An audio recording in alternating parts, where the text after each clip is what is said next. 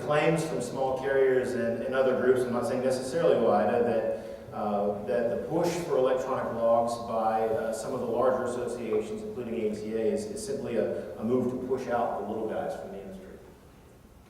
Well, Jeff, that's just blatantly untrue.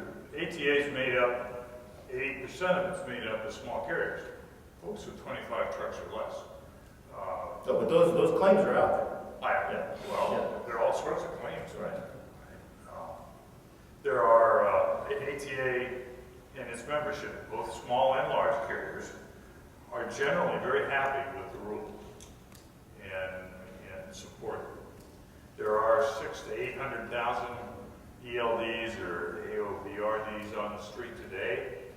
Those are going to have to be replaced 4 or 5 years down the road at carrier cost. We know that.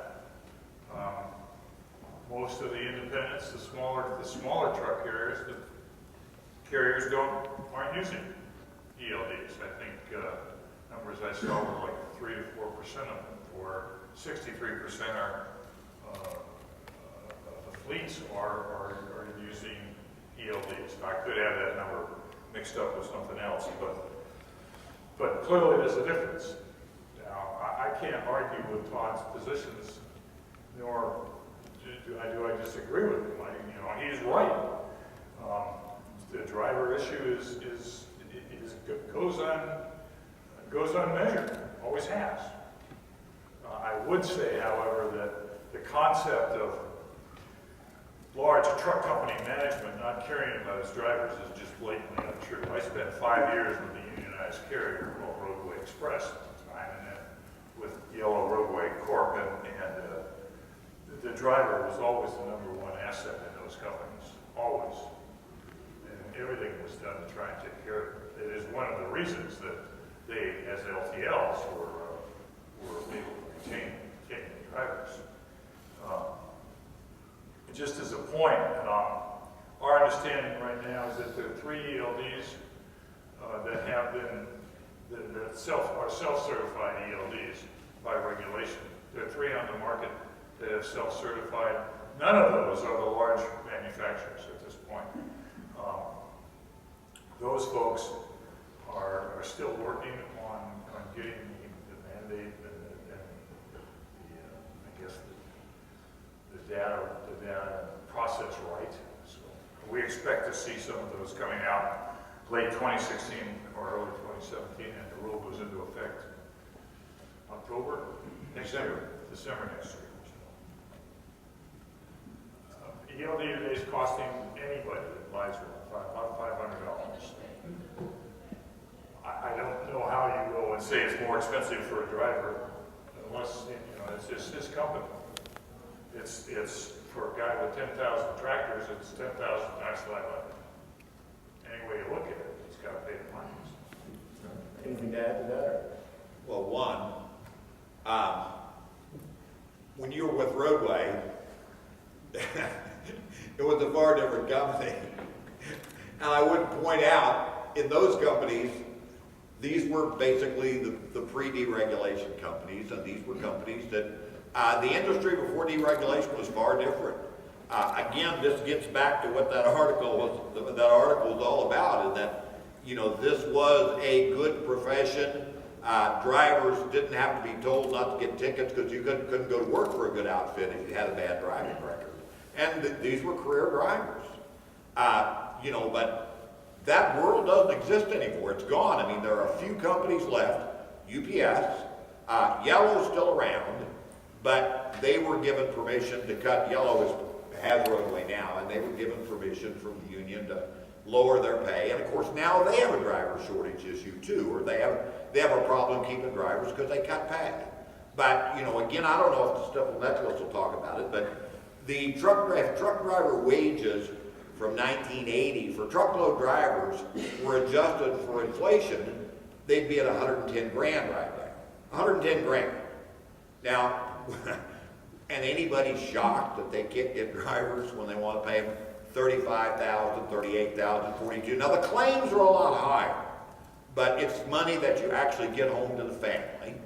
And, you know, that doesn't generally include over-the-road expenses, which can be a whole lot.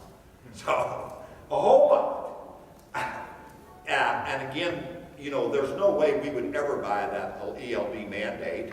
Again, the privacy issues are issues for not just truck drivers, they're issues for everybody in America.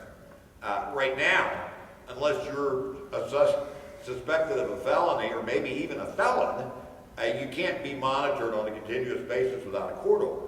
Now, we're not going to buy into the notion that truck drivers are somehow lesser than that. And I don't think anybody else should either. It's a fair point. Now, do you feel like, though, that the most recent language in the ELD final rule answered the concerns that you guys had on the coercion issue? Oh, no. Oh, no. You know, all of the technologies are used to, in essence, and you know, the carriers early on were open about it. They were candid. They see ELDs as a way to enhance and increase productivity. I mean, if the regulations say you can drive 11, work 14, that's what they want. That's what a lot of them want. And, you know, I personally, we were never proponents of 11 hours. That's a long day. That's a long driving day. But without any flexibility in the rules, drivers kind of have to have that now. Again, will ELDs improve safety? They haven't so far, and I don't think they can. And, you know, it's getting harder and harder to point your finger at anything because a driver can be in total compliance with hours of service and still need to stop and take a break. I mean, still stop and take an hour or two nap. I chastise my folks in D.C. all the time that never dive off into beltway traffic. They never do that, and for good reason, yet somehow or another, they think the regulation should more or less force a truck driver to do that. Let me take a second, if I could. Let's just back up one step here. You talked about ELDs not having a safety impact.